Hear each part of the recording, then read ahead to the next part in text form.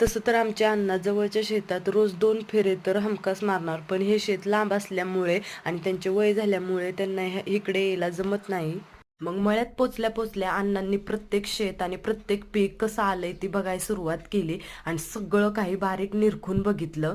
आणि एवढं वय होऊन सुद्धा बघा त्यांच्यात एनर्जी माझ्या पुढं चाललेत.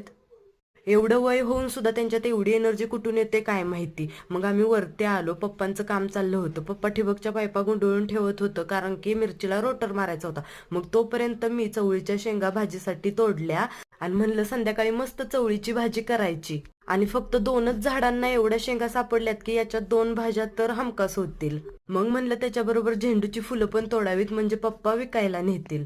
तर मित्रांनो, हा व्हिडिओ फक्त ट्रेलर आहे. तर ह्या व्हिडिओचा मोठा ब्लॉग आम्ही चॅनलवर टाकलेला आहे, तर नक्की जाऊन बघा. आणि आजचा व्हिडिओ थोडा जरी आवडला असेल तर सबस्क्राईब करा आणि आमच्या व्हिडिओला लाईक करा. धन्यवाद.